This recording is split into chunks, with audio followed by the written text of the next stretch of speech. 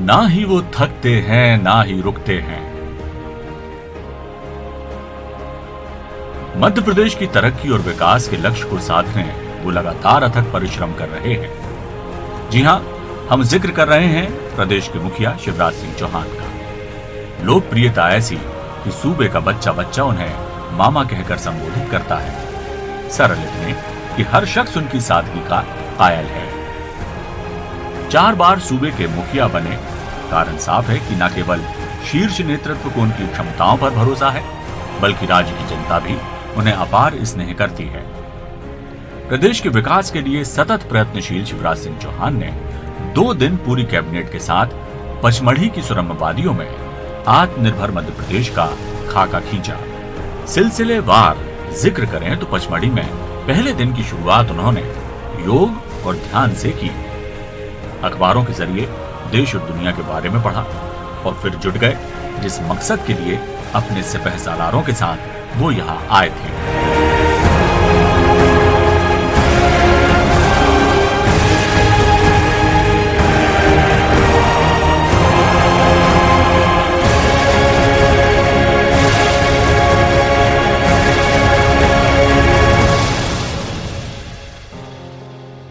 ये जो विचारों का मंथन हमारा चला है,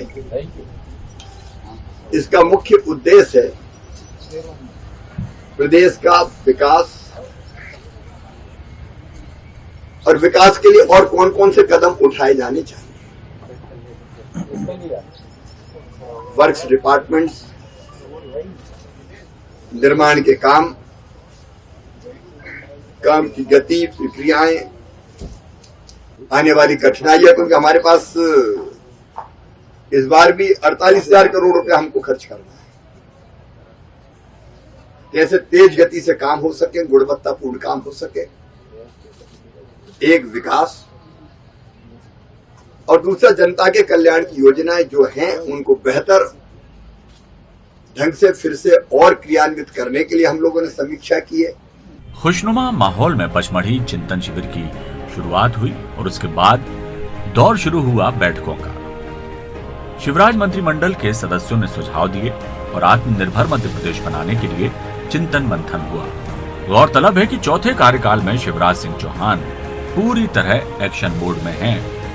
यही कारण है कि न सिर्फ उन्होंने पुरानी योजनाओं को नए सिरे से शुरू करने की घोषणा की, साथ ही कई नई घोषणाओं के जरिए सूबे के चौतरफा विकास की ओर एक और महत्वपूर्ण कदम उठाया। मिसाल के तौर पर लाडली लक्ष्मी योजना पार्ट 2 का आगाज, तीर्थ दर्शन योजना फिर से शुरू करने की घोषणा, कन्यादान योजना की राशि 51 से बढ़ाकर 55,000 करने का ऐलान। मंत्रियों ने भी सुझाव दिया कि इन योजनाओं का लाभ अपात्र न उठा सके, ये भी देखना होगा। अब मुख्यमंत्री तीर्थ दर्शन योजना फिर से प्रारंभ की जा रही है। 18 अप्रैल को पहली ट्रेन काशी विश्वनाथ के लिए जाएगी। वहां संत रविदास जी महाराज के भी दर्शन होंगे, संत कबीरदास जी के भी दर्शन करेंगे, गंगा जी का स्नान भी होगा और पहली ट्रेन में हम लोग भी जाएंगे। हम लोग से आप समझ गए होंगे जो लोग चिंतन के लिए बैठे थे। कन्या विवाह योजना की भी फिर से समीक्षा की। योजना फिर प्रारंभ की जा रही है। कोविड के कारण कई दिनों से बंद थी। 21 अप्रैल से कन्या विवाह फिर से प्रारंभ किए जाएंगे, नए स्वरूप में प्रारंभ किए जाएंगे। पहले 2 विभाग अलग अलग योजना के लिए राशि देते थे, अब उसको एकीकृत कर रहे हैं। आयोजन की जो राशि थी 51,000, 6,000 रुपए बढ़ा के उसको 55,000 रुपए किया जा रहा है। और प्रतिवर्ष आयोजित होने वाले समारोहों का विकास खंड के स्तर पर पहले से तिथि तय की जाएगी, प्रचार प्रसार किया जाएगा। अब लाडली लक्ष्मी योजना का दूसरा, उसके साथ और कुछ चीजें हम जोड़ रहे हैं। लाडली लक्ष्मी 2 उसका शुभारंभ 2 मई को कर रहे हैं। 2 मई को हर साल लाडली लक्ष्मी दिवस मनाया जाएगा और 2 मई से लगा के 11 मई तक लाडली लक्ष्मी उत्सव पूरे प्रदेश में आयोजित किया जाएगा। गरीब कल्याण योजना अभी 6 माह और जारी रखी जाएगी। मतलब निःशुल्क राशन 5 किलो गरीब कल्याण योजना के अंतर्गत दिया जाएगा। प्रधानमंत्री गरीब कल्याण योजना और उसके साथ मुख्यमंत्री के नाम से भी पहले से आप जानते हैं योजना चलती है, मुख्यमंत्री अन्नपूर्णा योजना। तो दोनों का मिला के 10 किलो अनाज प्रति माह प्रति व्यक्ति, मतलब 5 का परिवार है तो 50 किलो अन्न मिलेगा ही। तो ये योजना को और ढंग से क्रियान्वित करने के लिए हम ये सुनिश्चित करेंगे कि प्रत्येक राशन की दुकान पर एक विक्रेता हो। अभी एक सेल्समैन के पास 1 से अधिक दुकानें भी है।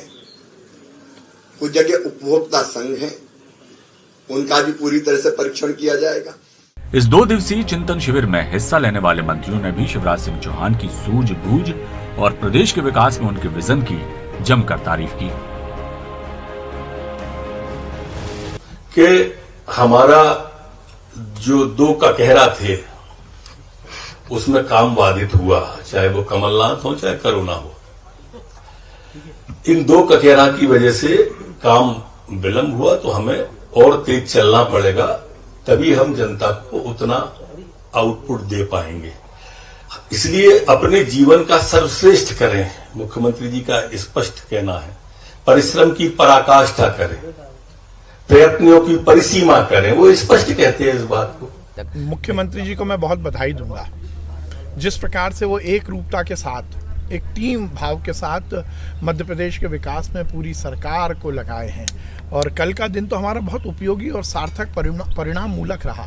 12 घंटे तक हम बैठे, विभिन्न विषयों पर हमने बातचीत की, पुरानी समीक्षा और आगे की प्लानिंग, सरकार के माध्यम से मध्य प्रदेश को आत्मनिर्भर मध्य प्रदेश बनाना, कल्याणकारी राज्य की स्थापना करना और ये बात सुनिश्चित करना कि देश के विकास में मध्य प्रदेश अव्वल रहे, उसमें सबसे सार्थक भूमिका का निर्वहन करे। और सभी विभाग अपने अपने क्षेत्र में अच्छा कार्य करें और प्रधानमंत्री नरेंद्र मोदी जी के संकल्प को, सपनों को साकार करें और देश को आगे बढ़ाने में मध्य प्रदेश की भूमिका अग्रणी रहे। और मुझे बताते हुए संतोष और खुशी है कि मध्य प्रदेश देश का पहला राज्य है जो प्रधानमंत्री नरेंद्र मोदी जी का जो संकल्प था कि किसानों की आय दोगुना हो, वो हमने 2021 में करके देखा। नर्मदापुरम संभाग हो गया कि पचमढ़ी प्रकृति की बहुत बड़ी देन है।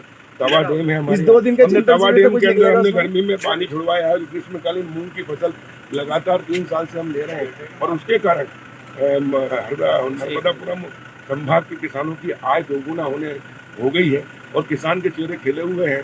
हमने 3,500 करोड़ की मूंग तो पिछली बार ही पैदा करा दी थी 2 माह के अंदर, जिससे मजदूरों को रोजगार मिला।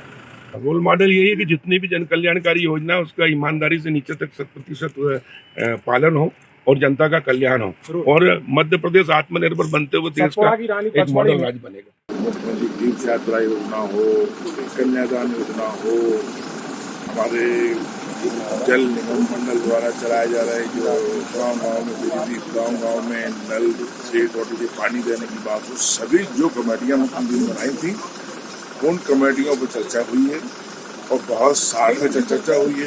ये सारी योजनाएं भाजपा सरकार में बनी थी और मुख्यमंत्री शिवराज सिंह चौहान जी को द्वारा ही बनाई गई। अब उनको नए रूप में जनता के सामने प्रस्तुत करना है ताकि जनता को तो सबसे लाभ हो। आज चूंकि दूसरे दिन है, आज चर्चा हमारे विभागों को होगी, विभागों की समीक्षा होगी, क्या इसमें हमने किया है और क्या इसमें हम नया नवाचार करते हैं। कुल जमा इस पूरी कवायद को 2023 के विधानसभा चुनाव से जोड़कर देखा जा रहा है और जिस तरह मुख्यमंत्री शिवराज सिंह चौहान ने अपने मंत्रिमंडल के सदस्यों को आगामी महीनों के लिए टास्क दिए हैं, उससे जाहिर है कि शिवराज प्रदेश के विकास और सूबे में कानून व्यवस्था के जरिए भय मुक्त वातावरण बनाने में कोई कोर कसर बाकी नहीं छोड़ना चाहते।